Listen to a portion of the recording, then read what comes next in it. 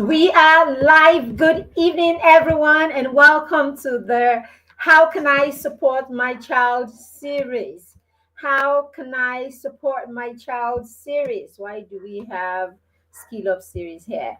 All right, so you're welcome to the How Can I Support My Child series. Sorry if you can see Skill Up series on your screen on Facebook. It's How Can I Support My Child series. All right, because it is a Thursday and it's that time where we answer questions that parents have asked about how they can support their children. So it is not the Skill Up show, it is the How Can I Support My Child series.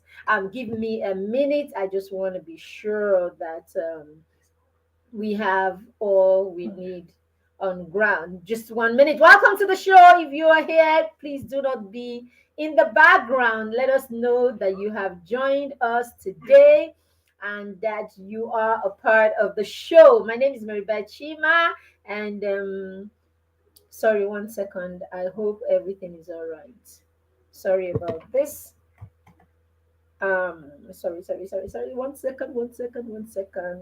We're supposed to be live on Facebook. If you're on Facebook and you can see me, please do let me know that you can see me. All right. If you are on Facebook, it doesn't look like Facebook is live. Okay, I think it is live. Yes, if you can see me on Facebook, you are with me on Facebook, with us on Facebook, please let us know that you can see us on Facebook. All right, so welcome to the show. As I said, this is the How Can I Support My Child series, and we have been on the topic my child and their emotions in the month of November. So throughout November we've been talking about my child and their emotions, how we can support our children, our toddlers actually, my toddler and their emotions. How can we as parents support our toddlers? All right? How can we support our young children so that they can begin to master their emotions? We've gone through 3 whole weeks of a lot of learning. And then today, now that we know so much, now that we've dealt with so much, around their emotions, we're looking at how we can help them transition to the next phase of their lives. Typically, when we're talking about toddlers, we're talking about children between 1 and 3. Okay, typically that's who a toddler is. Now, from the toddler phase, the children now move to their early childhood phase. All right, so from toddlerhood to the early childhood phase. But for the purpose of this class, or for the every time I am talking about your toddlers. I would be bunching them together, your toddlers and your early childhood, child. I will bunch these two group of children, So every time you see any of our programs, any of our sessions, and we're talking about toddlers, we are looking at your children between 1 and 5. They're about just before they turn 6. Okay, so people usually ask me, oh, you work with preteens, right? Yes, I do, but I am so interested about toddlers, or we are so interested about toddlers because that's the phase now, toddlers and early childhood, right? We're very interested in this phase of the children's life because we know that it is the foundation phase of the child's life. And so, if parents understand the importance of this phase and they utilize that period in the child's life, then the child will get such a solid foundation that will make it so easy for them to navigate when they come to their school age period of their life where we begin to work with them. So we are selfish like that. We're selfish like that. We want to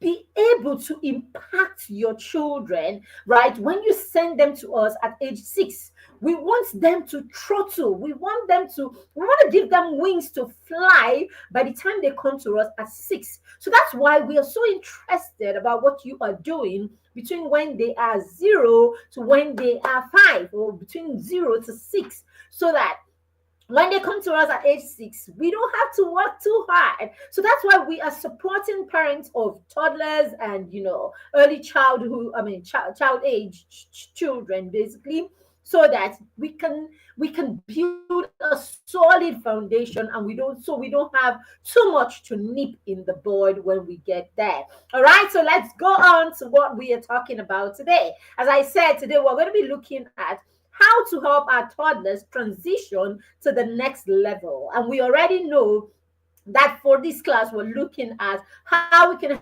help our 1 to 5 year olds, transition to the school age phase, right? Transitions when they become about 6 years old. Dear parents, the first 5 years of your child's life lays the foundation for what that child will become. All right, it lays the foundation for the rest of the life of your child. So we need to, as parents and caregivers, we need to take charge and we need to support our children. We need to come in as if their lives depend on this phase, because their life actually depend on this phase. All right, so you know how when our children are 0 to 5, okay, ironically that happens to be the time where we take parenting very lightly, right? In the past, I'm hoping that more parents understand that this is the real time where your child needs you. For instance, when my first is 15 in a few days. My first child is 15 in a few days. And I promise you, between 0 and 5, right, I didn't do as much work as I started doing with him between ages 8 and today. And that's because I didn't have all the knowledge that I have today. I didn't know all the things that I know today. So many times I wish, right, that I could just change the hands of the clock, and go back that way. Now, for our daughter, I still didn't have the knowledge or the experiences that I have today. But at least while she was still under 3, we started this journey. So you would see, when you meet our both children, you will see the difference, right, in them because of the knowledge that we have. All right, is that to say that their personalities and other things do not come in? Of course they do. But when it comes to understanding what's going on with the child, and taking the opportunities that you have, right, to build and to empower them, right, during the window period, right, where you have the opportunity to do so, you will make such a huge difference in the life of the child. All right, so there are different transitions that happen in the course of the child's life between 0 and before they get to 5, right? So between ages 1 and 3, it's the early childhood phase of your child's life. All right. At this stage, your child is in that place. Okay. From 1 to 2, the child is in that transitioning from infancy to toddlerhood. All right. At this stage, the focus is on mobility, right? Working, crawling, standing, and all of that. It's also on basic communication, where we begin to, recognize their non-verbal cues, and of course you begin to use non-verbal cues, right, with the child to mention the child to something, demonstrate something to the child, and all of that. So in that phase between 1 and 2, you realize that between you and the child, a lot of connection is going on. You are beginning to understand their non-verbal cues, what they need, what they sound like when they are hungry, how they act when they are hungry, what they sound like, and what they do when they are wet, when they are tired, when they want to sleep. Now, if you're a parent who is paying attention, by the time your child is in this phase, you will recognize and you will know. That's why you see a parent will come, look at the child, or the child is, crying, and the parent knows what to do exactly. It's because during this phase of the child's life, the focus is on basic communication. And of course, the child is beginning to move. As I said,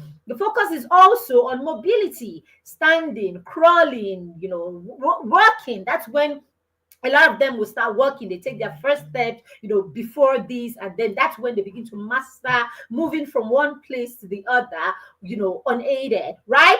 Now, this is the point why the child is also exploring the world. This is the point that everything goes to the mouth. Now, everything goes to the mouth. We always say, oh, the child is teething. It's not necessarily. Yes, when the child is teething, the child needs something to help scratch their gum. But it's not just about teething. The child is also trying to make sense of the things in their environment. And how do children make sense? Children make sense of things with their senses. So at this phase, or during this phase of the life, the child is very sensorial, or the child uses their sensorial abilities to understand the things in their environment. We all do, isn't it?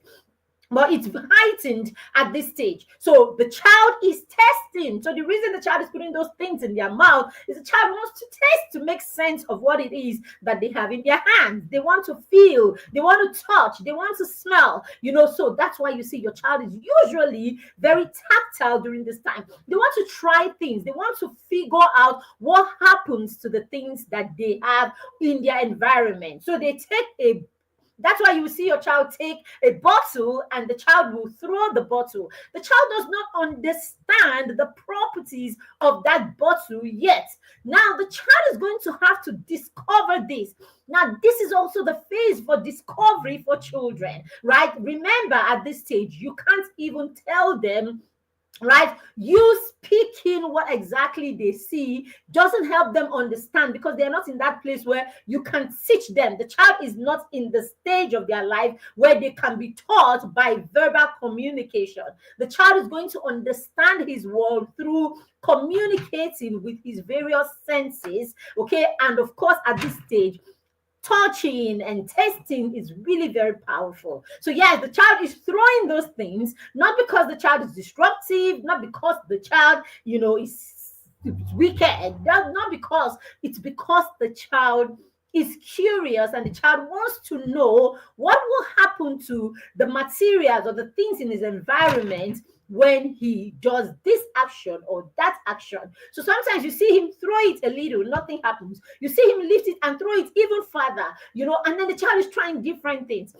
Now, the more curious your child is, the more the child explores. So when you see those ones that are the ones that we end up terming as disruptive, the ones that we end up terming as restless, you realize these are the ones that are even more adventurous and more, daring, and because we don't know these things, a lot of times we stifle them, we stop this innate ability to research. Okay, so it is said that the child is a researcher and play is the highest level of research. If we know this, then we will not hinder them. We will look for how to create, create that experience, or allow them interact with the things in their environment in safe ways, basically. All right. These are the things. So now the next phase of the child's life is between ages 2 and 3. This is the stage where the child is developing independence. All right. So this is the time where the child is beginning to want, to do things on their own. Self-help becomes a thing. They want to bath themselves. They want to feed themselves. They want to hold it themselves and all of that. All right. Now, the challenge here is this is the point where we are trying to stop them because we don't want them to do a lot of mess. We don't want them to create a lot of mess because, yes, learning is in the mess. But then again, when your child is creating a mess and doing all of those messy things, it is because it is ideal for this phase of the child's life. The child is beginning to recognize, or the child is beginning to venture into being independent. All right. The child is also building social connection during this phase of their lives. And of course, the child is massively curious during this phase of their life. Remember, now they don't need help. Their legs are stronger on the ground, they have more stamina, they can run, and so it means that they can explore more, they can explore better. That thing that they've had to look at for the longest time, wondering how they can reach it, now you find that they discover that they can actually pull the chair to the point, step on it. You will be amazed at what the child would do or can do just to get to something that he is he or she is curious about. We see all of those kind of videos on TikTok and on, Instagram, where you see children doing the dumbest things, right? All of that is because at this phase between ages 2 and 3, the child's curiosity is heightened, and of course the child is also learning to interact with other children. So when he comes into an environment and he sees children or little children like himself, you see the child is gravitating. The child wants to play more with others. The child wants to interact more with others. It's because during this phase,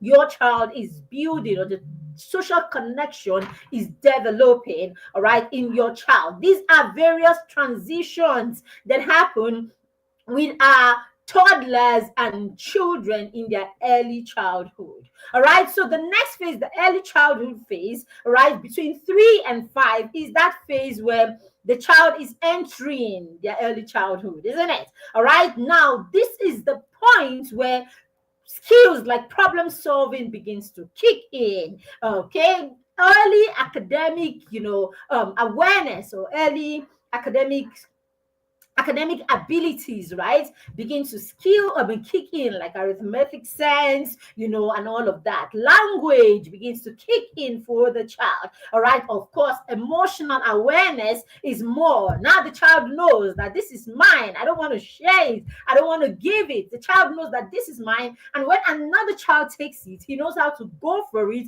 and gets it back, because now he is becoming more aware of himself, more aware of what is territory and all of that. And of course, socialization is heightened at this stage also. So sometimes you will see them offer their toys freely, other times you will see them choose not to offer it, other times they offer it and then they take it back. It is because the child is conscious of themselves. The child is conscious of themselves. The child is emotional. The child is already operating from a place of emotional awareness. I know how I feel. I feel like giving it to you today. The next moment, I don't feel like you can have it anymore. Now, these are some of the phases that our children in their toddler and early childhood transitions that happen between when they are infants or babies to, when they become toddlers, and then of course get into their early childhood. All right, now this phase, the next phase in your child's life, is very important.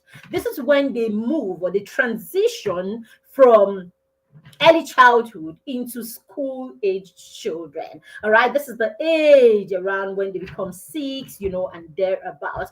And there are certain things that are critical, right, that our children, that should have happened in the first 5 years of our children's life, if we want to raise children who will be wholesome, okay, and will be lifelong learners. So dear parents of the 0 to 5 year old, all right, if you want your child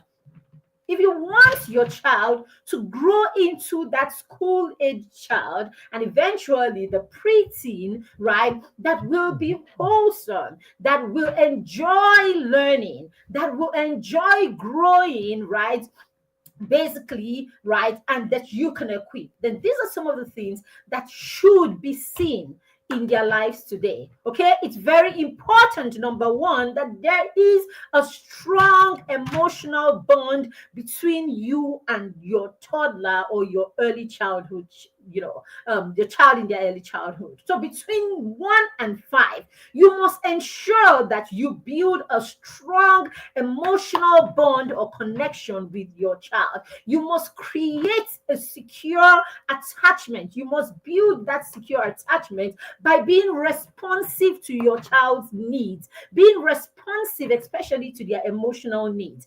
This is not the phase where you are trying to show your child that, where you are, I don't know how we put it. A lot of times they say you are trying to spoil the child. You are giving the child too much attention. This is the stage for giving them attention. This is the stage for responding to every one of their needs. This is not the phase that you say, they will tell you, oh, leave children, they are very manipulative. They know what they are doing, all of those things, right, that parents say. It is okay that in this phase your child is looking for your attention. If your child is not looking for your attention between 0 and 5, when are they going to look for it? They will not look for your attention when they become teenagers. You will be the one chasing them around for their attention. So yes, in the first 5 years of their life, they want to look for your attention. Give it to them, dear parents. Are we saying that you become passive? No, we're not saying that you become passive. What we're saying is be present for your child. Be present for their emotional needs. Be present, right, for their social needs. Be present for their physical needs. Be present in your child's life. Make time to play with your child. Make time to speak to your child. Make time to listen to your child. Make time to be with your child. Make time to reassure your child. Make time to validate them. All right, validate them and their emotions. Make time for all of these things in this phase. Make sure that you are available and you are responsive, okay, for their, every time they need you. All right, it's very important. I don't like this. I don't like it. All right, so make sure that you, sorry. I'm so sorry. I'm so sorry. Oh, God. Oh, good. All right.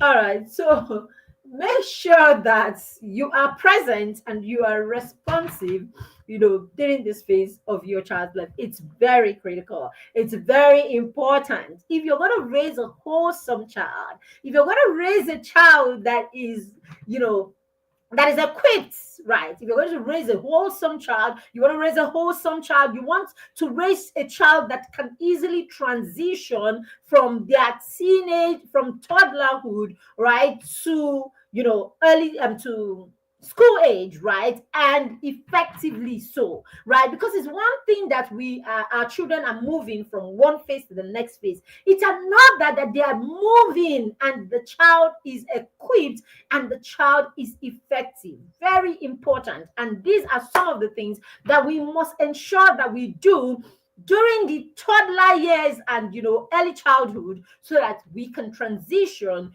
to the next phase without troubles. Okay, the next one is you must create play tools for learning, or you must provide play tools for learning, meaning you must provide opportunity for structured play in your home. Your children should be introduced to things like puzzles. Your children should be introduced to building blocks. They should be introduced to things that will stretch their imagination, that will stretch their problem solving abilities, that will stretch their creativity, okay, that will stretch them, right, to think. Your children, we should provide in our environment things that will stimulate our children. Very key. Structured play should be a thing, and non-structured ones where your children can get creative. They paint as they want, and then they build stuff, from intuition, right? Create loose parts or provide loose parts where your children can use loose parts and create something from nothing. All right, it's very critical. If you want to raise a child that will transition from that phase to the next phase without being dependent on others, without having trouble navigating. And then, of course, if you want them to be wholesome and you want them to be lifelong learners, meaning at every phase, the child is happy to learn, the child is willing to learn, the child is prepped for learning, growing, developing, and building themselves. All right, this is the whole idea. The whole idea is we want to raise children that can navigate life on their own, that can navigate life at an optimal level for every phase. We want to raise children who are independent at different phases of their lives. You want to raise your 3-year-old to be highly independent for a 3-year-old. By the time they get to 5-year-old, you want them to be highly dependent for a 5-year-old. So at every phase of our children's life, or at every phase of our life, there is a level of independence that each of us should have. And if you want your child to be that wholesome, then these are some of the things that must be in place during their childhood and during their early childhood and toddlerhood phase, so that it's easy for them to transition to school age. All right, the next one is you must create opportunities for exploration. We said that play is the highest form of research. All right, play is the highest form of research, and curiosity is how children understand their world. So you must create opportunities and avenues for your child to explore their curiosity. All right, how do you do this? You do this by creating an environment that allows your child to navigate, allows your child to move freely, to understand the things around them. All right, you want to create opportunities for your child to go out and interact with nature. I remember when each of our children, I remember when the kids are younger, these days we still do walks. But then again, we before then, I mean, when they were younger, we actually go out intentionally for nature walks, right? We'll go for nature walks. I would look for a farm. I would look for a farm around the neighborhood, and we would go in there, right? And then start identifying things. We'll actually go into a real farm and get in there to explore the things in there. So the children got to know, a rice plant. They got to know pawpaw. All of those is some of these things we take for granted. But you'll be amazed that our children cannot really articulate how the things that they see, the everyday things that we use in our home, they can't articulate where those things come from, right? Which of them is even living, which one they can't, they don't even know the source. A lot of times we take these things for granted. So we'll go for nature works, we will go to plant shops, we will go to farms around, sometimes go mountain climbing with the children. Just get them outdoor, get them interacting with nature, get them into the woods, get them to actually go out there, get their hands dirty, get them to be spatially aware, get them to have spatial awareness, get them to understand what it means to navigate when they are in places that are not their regular places. Let them know how to navigate when they are in the woods. Let them know how to navigate when they are at some camp, wherever they find themselves.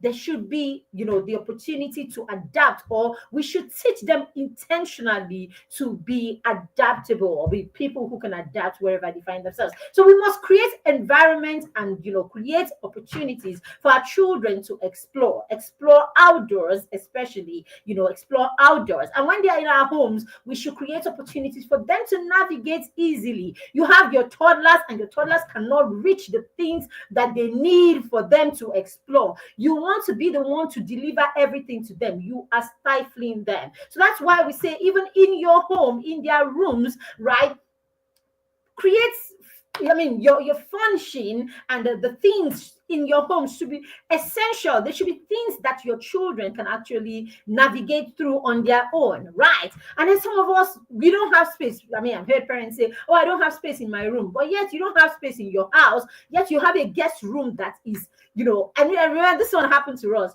So for the longest time, I had a guest room. I had a room in my house that nobody stayed in, right? It was termed the guest room for when people come. And then my son was in the room. Then it was just my son. My son was in his room, our room, and all of that. And it was just that. And I had someone who was staying with us and helping. And the person was in that room with him.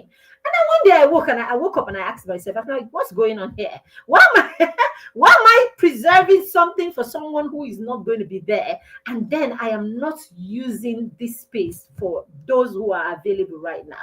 I borrowed sense that day. Okay. At some point, we had to collapse a whole room in our home, and we called it the resource room, where the children had all their art material, everything that they need, right? Everything that they need to create stuff on their own. They need to build stuff on their own. They need to just go, and we will build a reading nook, a reading corner in that room every now and then, especially during the summer holiday. So every summer holiday, we will create a reading nook. We'll make it very beautiful with lights, and the children will crawl in there to read a book, and all of that. And they loved it. And that's how we're able to build reading skills, They just go in there. It's fun for them. And so it made that activity easy for them to do, because it brought a sense of satisfaction, basically. All right. So these are the things. Create that opportunity, create that environment in your home that invites your child to play, that invites your child to learn, that invites your child to explore, that invites your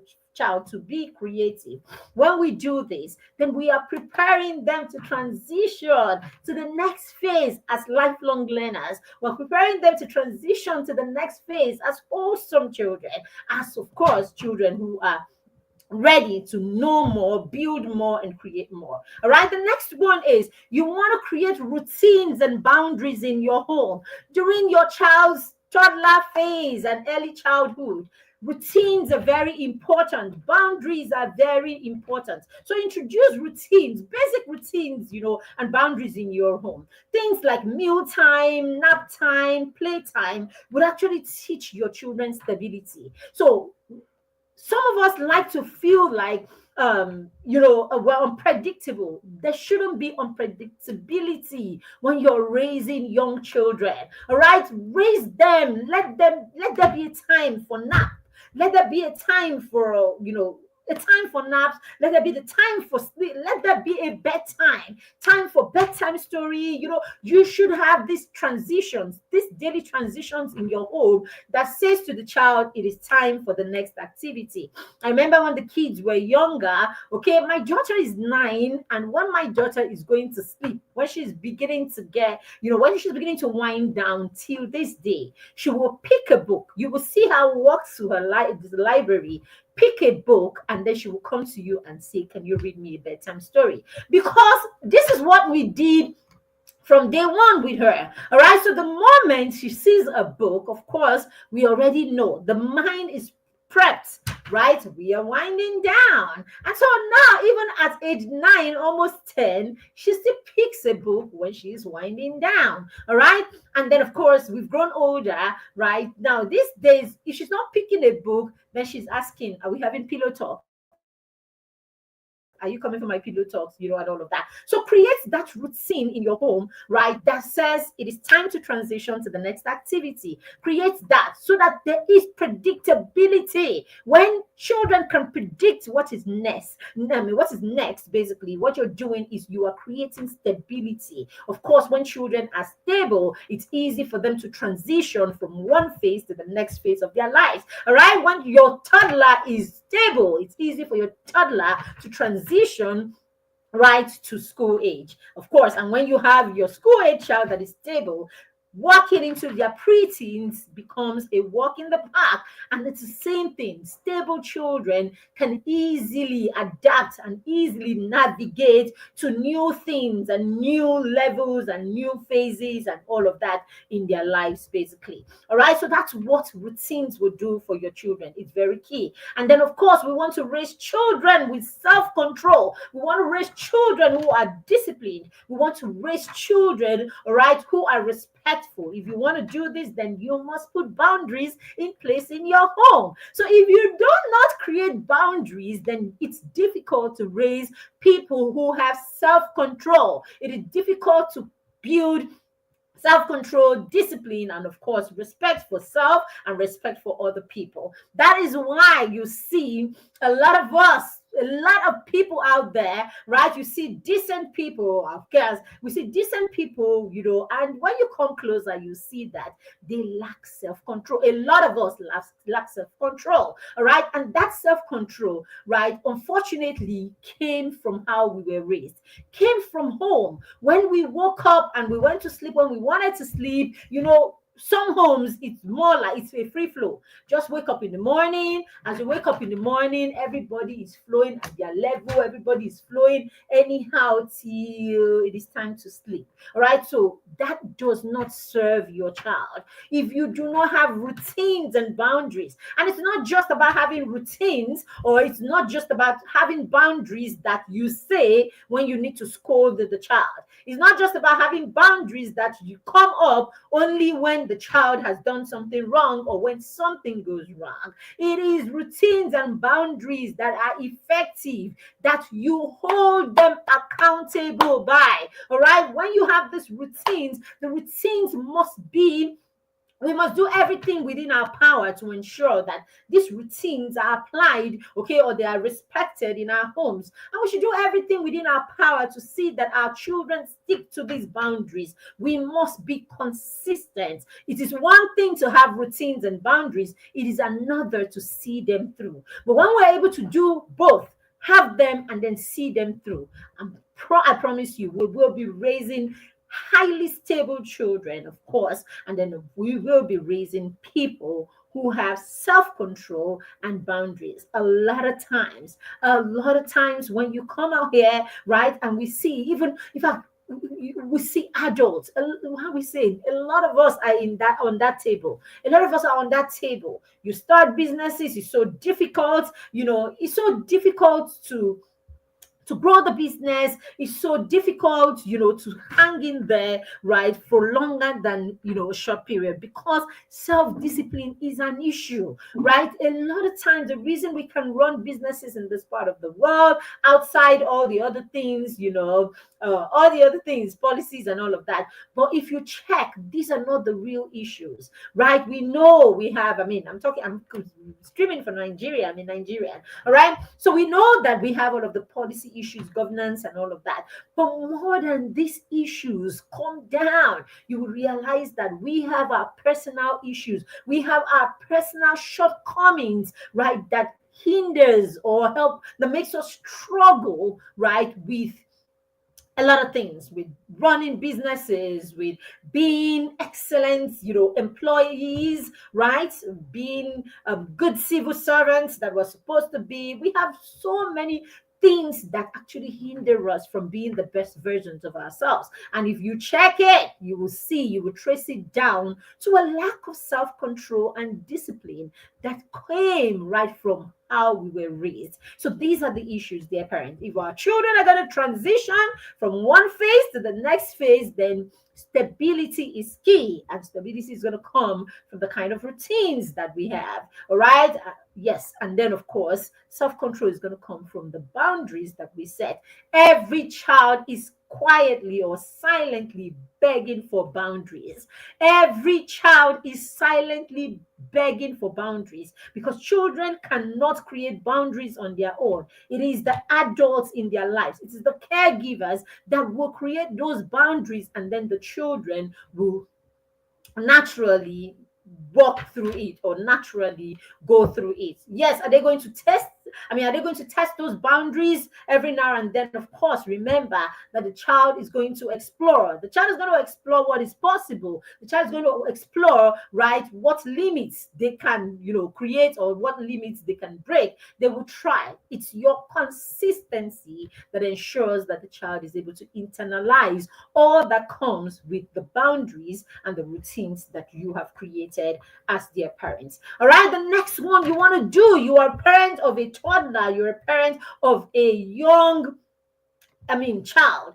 You want to get your children to start exploring. You want to get them to explore their minds. You want to, you want to build their imagination, their power of thinking, the power of imagination. All right. You want to help them explore their minds. How do you do this? Books. You want to introduce books into your children's life. Yes. You want to introduce books into their life. You want to introduce stories into their lives. You want to help them create images in their heads. You want to tell them stories, and they are able to create scenes and create scenarios, using the stories that you tell them. You want to build their power of imagination. You want to build their power of thinking. You want to help them stretch themselves, critical thinking ability. You want to do all of that. You want to help your children get to that point where your children truly love and enjoy learning about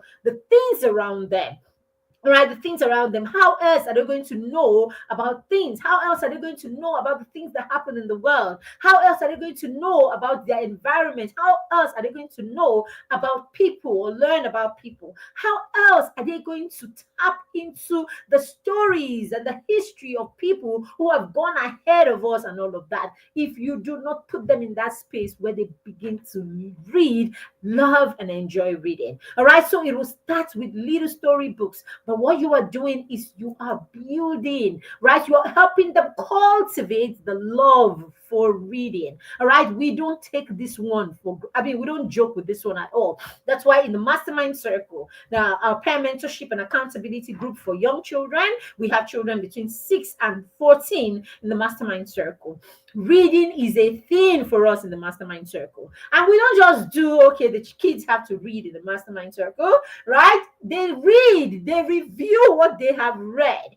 And it's not just, oh, I did that. You are reviewing, and while you're reviewing, you are sharing your perspective on the book with us. All right. How would you build the children's, sense of, how do you help them build perspective, right, on issues? How do you get them to the point where they can freely critique, they can freely critique, a situation or a character without being, biased and all of that? It is through this. This is how we get them to practice these things. This is how we get them to understand, the power of building their mind.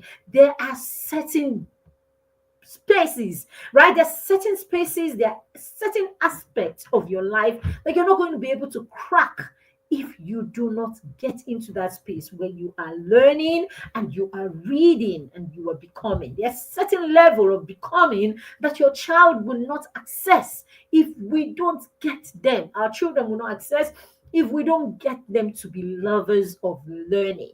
And of course, when you learn, you realize that you want to read because you want to know more. You want to read because you want to know more. Every time you listen to the story of a successful person, every time you listen to the story of, the world's most successful people, billionaires, and the most successful business people, businessmen, impact makers, people who have changed the trajectory in different industries and different aspects or areas of life, you will hear them say over and over again, they read books, they read books, they read books. I've forgotten how much.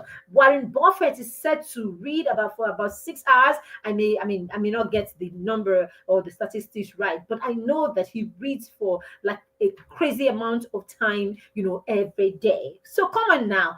If the people who are running the show and the people who are leaving a mark in the world are saying you can't do these things without reading, what are you doing with your child? It is the time, it is now that we begin to help them cultivate this habit. Remember, what it is that our children are able to imbibe, right? What it is that forms their foundation between 0 and 5 is going to contribute to a huge extent, in what the children become. So it's very important. If you want to help your child transition right to the next phase of their life, then you need to get them to the space where you are cultivating the love for reading and you are building consistently, all right? You are helping them practice this skill until they become people who love to learn and love to read naturally. All right, the next one is their social interactions. You want to help them build social interactions. You want to help them build emotional skills. All right, you must get the children to the point where they begin to build themselves, their self-awareness, and all of that. We want to hurry up. So let's throttle. I'm not going to dwell on this. Okay. Build social connection. Get the children out there. Get them connecting with other children. Get them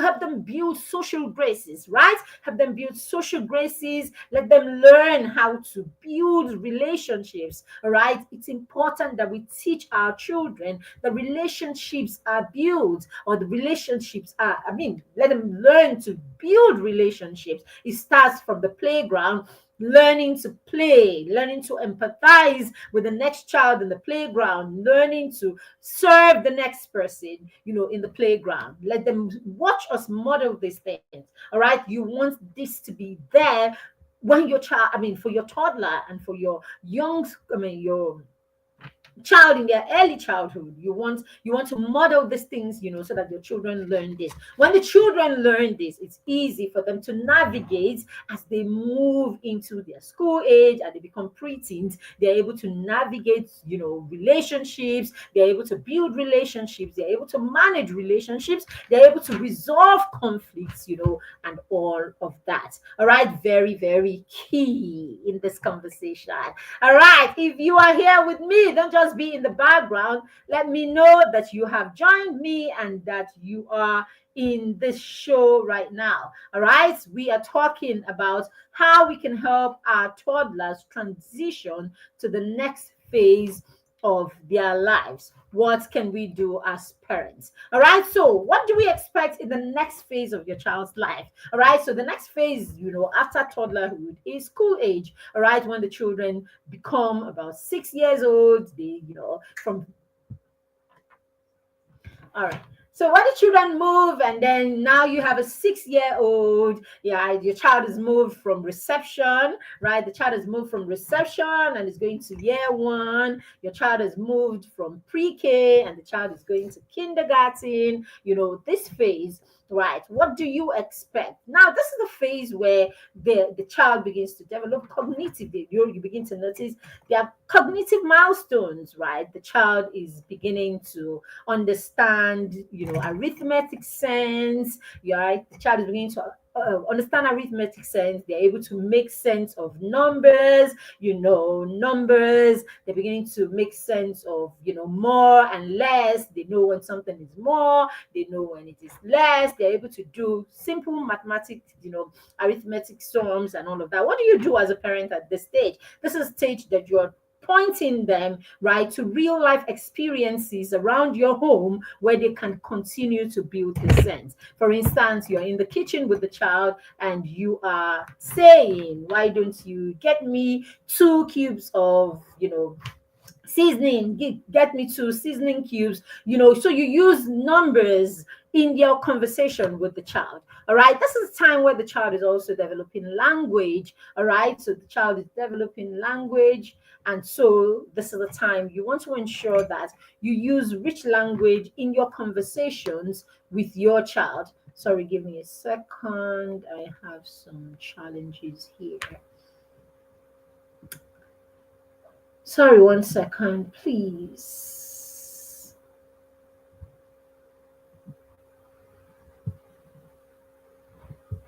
Oh,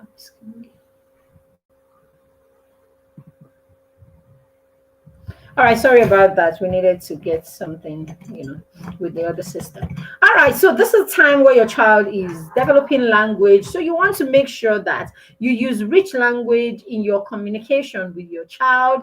All right, you use rich language in your communication with your child, and then, of course, you teach them social graces. You teach them how to speak. You teach them, how to talk to people. You teach them how to interact with people, whether it's their mates or it's people who are older than them. All right, this is the time that increased curiosity is sorry, there is, of course, increased curiosity. All right, so what you want to do, so these are the things you expect. Your child is asking a lot of why questions. Why this, why that, why this, why that. So of course, this is the time you want to make or create, you want to create room for, and provide answers to those many why questions that your children have.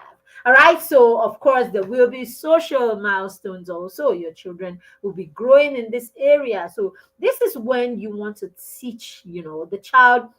You will see the child is beginning to have conflicts, with their friends in the playground, with their siblings, and all of that. So this is the time you want to help them learn how to navigate relationships. You want to teach them how to navigate relationships with their peers. You want to teach them the place of authority. There are people who are, authority, and they need to be, or they need to be respected. Certain, boundaries need to be boundaries, not certain boundaries need to be respected. You need to respect people's personal space, and all of that. Very key. They are teaching them all of this at this phase. Of course, you also want to teach your children the place of empathy in their relationships. You want to ensure that they learn the place of empathy, they learn the place of service, all right, because of course this is the time to develop that milestone in their life. Emotional milestones, of course, this is the time where our children need to start learning,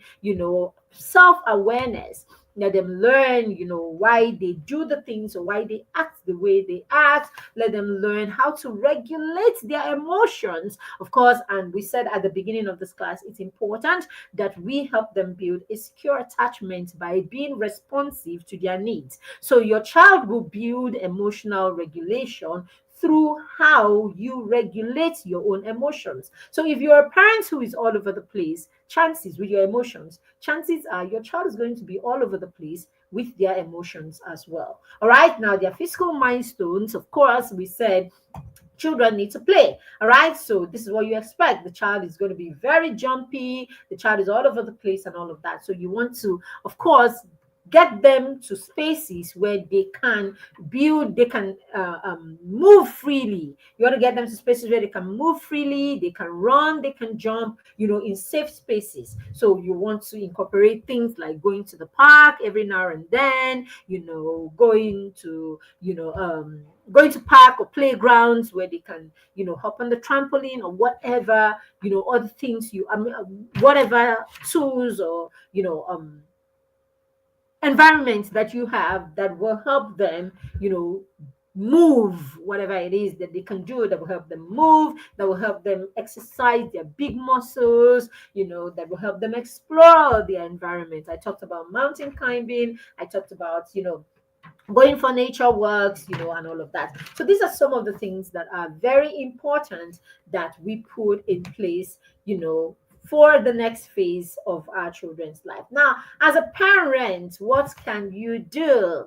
What can you do to prepare yourself for the next phase of your child's life as a parent as a parent of a toddler or of a young child, right? What can you do to prepare them for the next phase? All right, you must learn. We as parents, it's important that we understand the child that we are raising. So first thing first, you must seek to understand the child that you are raising. You must seek to understand what is expected for their developmental phases. Each of the developmental phases that your child is going through, you must seek to understand it so that you know how to help them transition to and after, to that phase, and then, of course, to the next phase. You must look. Number two, you must pay attention to your parenting style. How are you parenting your children? Is it affecting them positively or negatively? By now, we should know as parents that the way we parent our children can be, an advantage or a disadvantage to them. So, how are you parenting them? And the way you are parenting them, is it ending up as an advantage or a disadvantage? If there is a need to go back to the drawing board, if there's a need, right, to go back and reparent yourself or go back, and unlearn some of the things that you have learned, then it is important that you do this. Okay, at this point, it's important that you get yourself into a community, dear parents. Get yourself into a community where you have other parents also. I belong to one, proudly so. All right, I belong to the inner circle. Okay, and the TIP inner circle. And what communities like this do for you is it helps you, see and, experience what other parents are going through. All right. It helps you. It's a place for shared experiences, basically. All right. So shared experiences. And so, the things or the developmental, challenges that, parents share about their children, so that you know, okay, what it is that you can do. All right, you could pick from other people's experiences, you can learn from other people's experiences, and of course you can share your own experiences with other people also. So it's a room, or it's a whole pool of experiences that can be shared. Very key. All right, as a parent, number three, you must learn to set clear goals. What are your goals? What are your parenting goals as a family? What plans do you have? Where are you going to? What's the plan for the next phase of your child's life? You must have this. Now, if you don't have these plans, then it means that you don't have a destination. So if you don't have a destination, it's difficult to not, I mean, to it's difficult to guide your child if you do not have your own parenting goals. All right. If you don't have your own parenting goals, then it becomes difficult for you to guide your child, because you don't have your expectations. You don't know where you're going to. So you find yourself winging parenting. You find yourself, because there is no vision to pursue, because there is no goal that you are pursuing, because there is no destination, you find that anything goes. So it's important that you as a parent, you know where you are going to. Now, what can you do to help your child transition easily? Our 1 to 5 year olds, how do we help them transition, to school age? Your child that is in reception, that is moving to year one, your child is going to kindergarten, your child that is, 0 to 5, and now the child is throttling towards 6, right? The child is moving from being, a young child, right? They finish with their toddlerhood, they finish with their young childhood, and now they are moving to proper school age children. What do you do to help them? Number one, you want to, create a system, all right, or you want to introduce them to systems in your home that will foster independence. All right, it's important. If your child is going to navigate effectively in the next phase of their lives, then being independent is critical, for this phase. All right, you start by allowing them do the small self help, activities that they want to do. These children want to do. Remember, nature will pull your child to the things that your child needs to know or needs to do for them to be independent or to be self-reliant. Nature is positioned to help your child become the best version of themselves. It is we as parents, because of lack of knowledge or the need to save our children, we are the ones who stop them or hinder them from being or doing these things. We do not, I think we give our children, we don't give them enough credit, right, for what it is that they can do. So we must learn to give them the opportunity to become independent themselves. All right, let them do small, self-help activities like lacing their shoes, taking off their socks, taking their plates, to the kitchen after a meal, attempting to wash them, all of that. Dressing up, these are small, things that the children can do on their own. Model self emotional awareness. Okay, you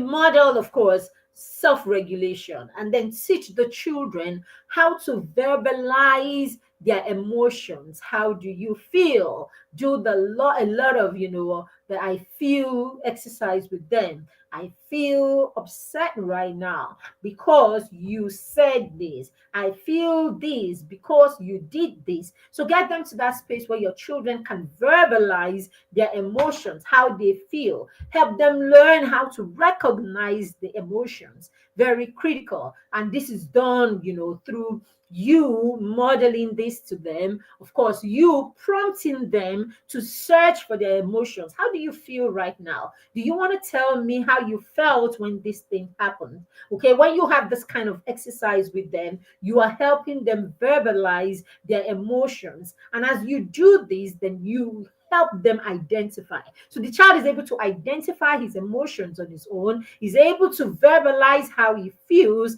and then, of course, he's able to go through that emotion that way. This is how we also create stability in our children, when we allow them feel what they are feeling and go through that feeling. A lot of times you see people with pent up anger, adults throwing adult tantrums, people who are bitter, people who are, it's because a lot of us were not allowed to express our emotions or our feelings were not validated. All right, so we must do this. Okay, we must provide a stimulating environment. All right, parents, this is how you foster or you help your child, prepare to transition to the next level. You must create an environment in your home that allows your child to explore, that stimulates your child, of course, critical thinking, creativity, things that will help the child,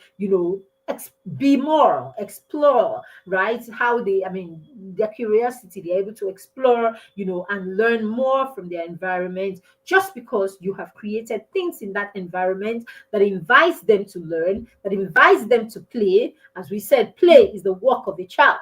Play is research, the highest research. So when you allow your children play, when you intentionally incorporate play into your child's routine, you are giving them permission to grow, you're giving them permission to explore, you're giving them permission, of course, to become. All right, encourage problem solving by allowing the children solve their own little problems. When they come to you for solutions, always look for a way to throw back, the question to them so that they can begin to think of what they can do to solve those problems. So teach them, allow them to create solutions for little problems around them. All right. You can also ask the children how they feel about a decision that you want to make, or bring, a problem or something that you are deliberating about, or that you are trying to, get a way out, so give them the opportunity to share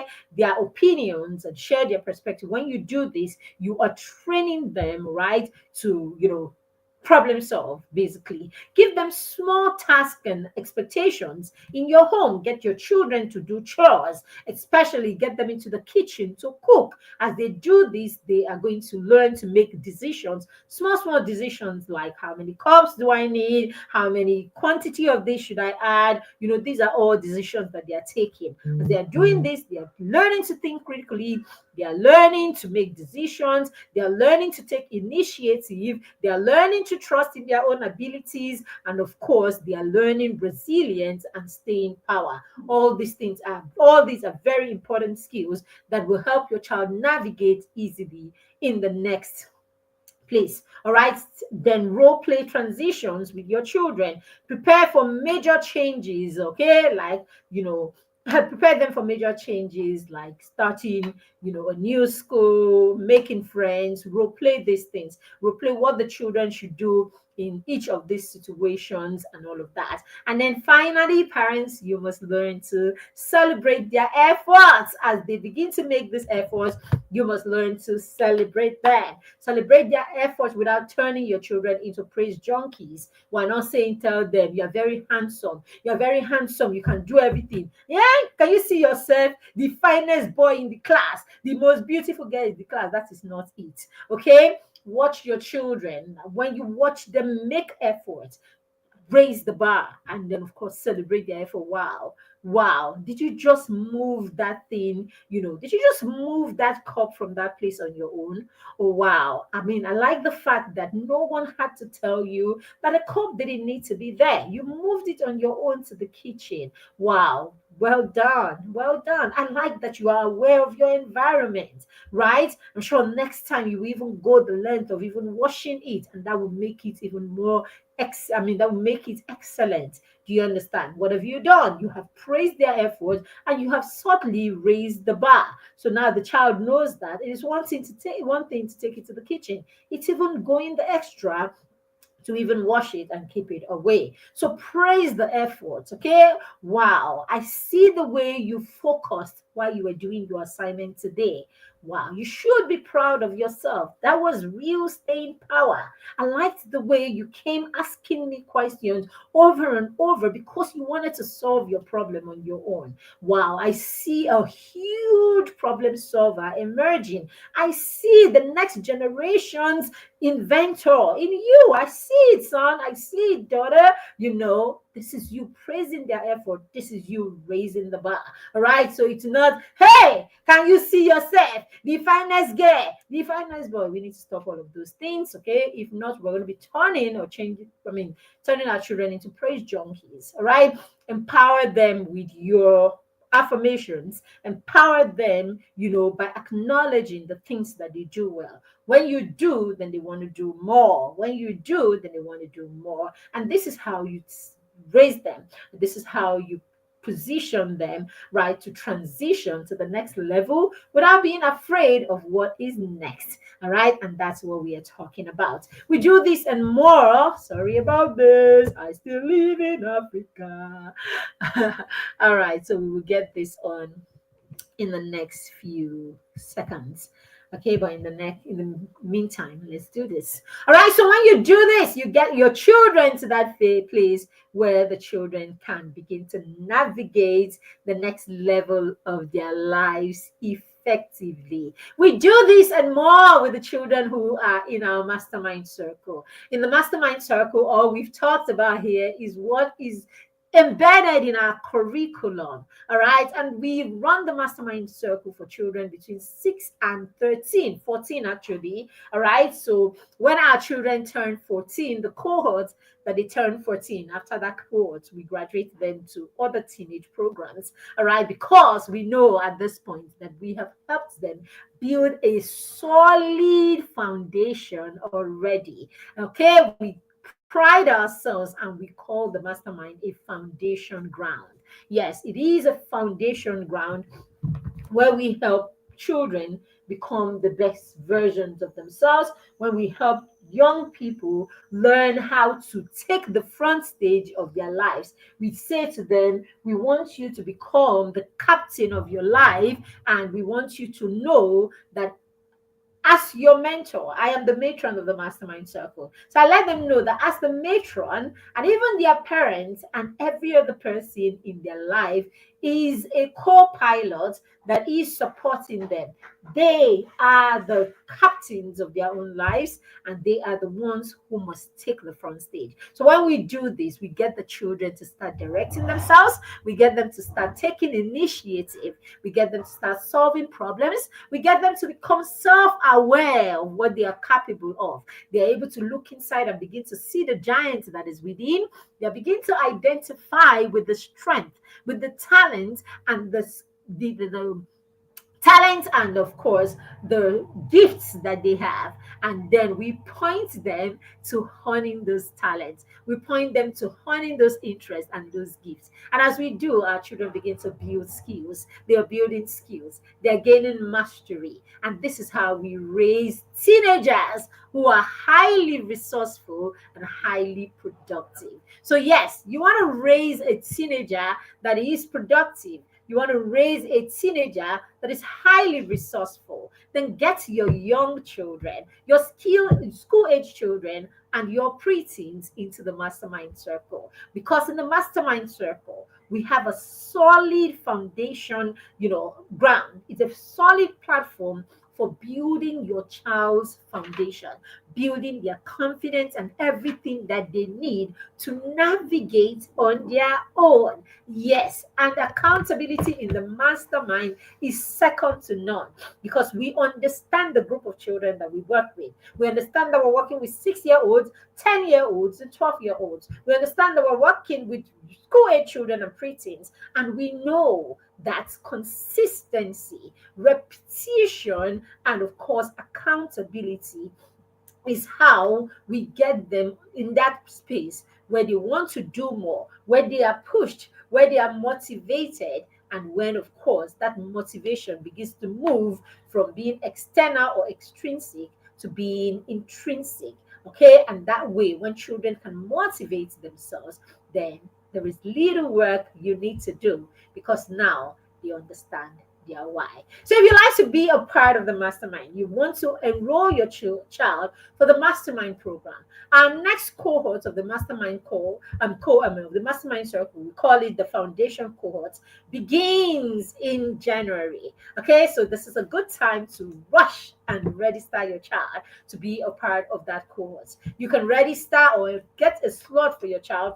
You by paying just 5,000 naira. And then between now and the end of January, you're able to pay only 55,000 naira for the child to join the foundation cohort, where we will be taking them through our foundation for 6 weeks. And after the foundation, we will enroll them into the full program for the next half year. So this is going to be an almost 8 month program. That's affordable. Yes, it is for a reason, because we want your child to access this transformation that is in the mastermind circle. Thank you for joining me again. Have you read, or do your children have my books in their library? If your child does not have my books, you have a preteen and your preteen is not reading my books, you're wrong. The child is missing so much. We have books that will help our children, that will inspire your child to be more, that will inspire your child to believe in who they are, to be aware of who they are. And of course, these books are written in lovely stories, and of course, with lots and lots and lots of lessons. All right, so this is one of my latest books, which I'm destined for greatness, where we talked about African icons who have done remarkable things, of care, of course, that can be exemplary to an average African child who doesn't hasn't seen too many examples from Africa. Amazing stories. All right, this is Playtime Stories for Champions. By now, you should know that I am a lover of play. I know that children will children will do greatness if they are allowed to play and to explore their environment. So creating a stimulating environment is my forte. Creating a stimulating environment in your home, is a home environment, in your home basically, is something that I advocate for so well.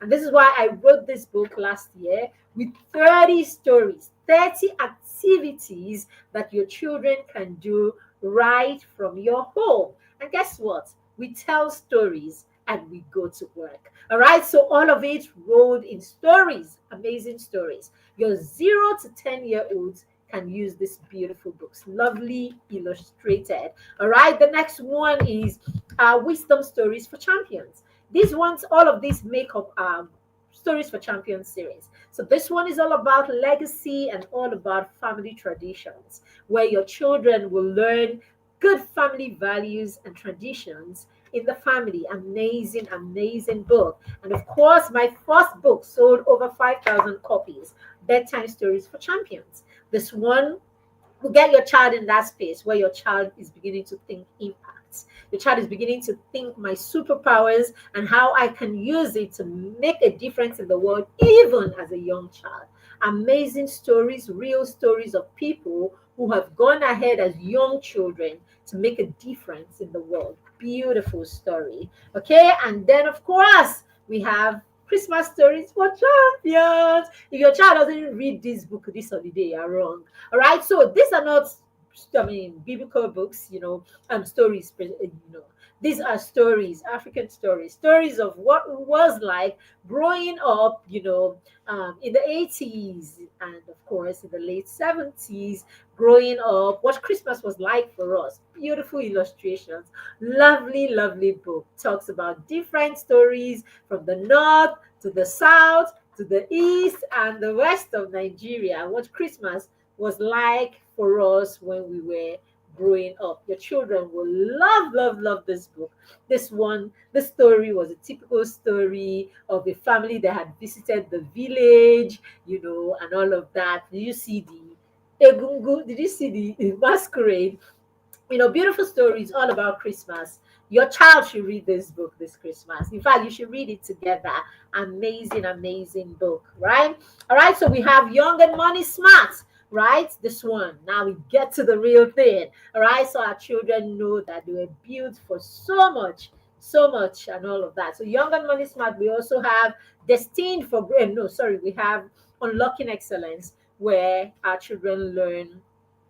to our children learn how to do well in the classroom and outside the classroom.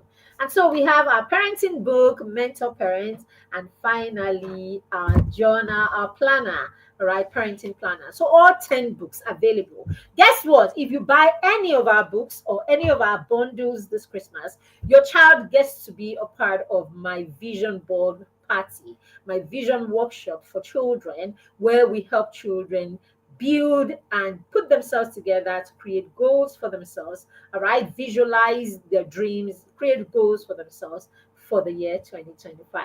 All right, and they can be in that vision board party worth 15,000 naira for free, just because they got one bundle of our books. All right, apart from that, we have two other bonuses, all because you buy one or more of our books this Christmas or this holiday season.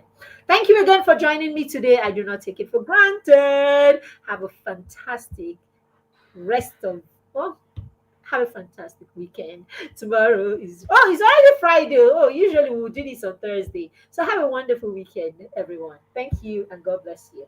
Bye.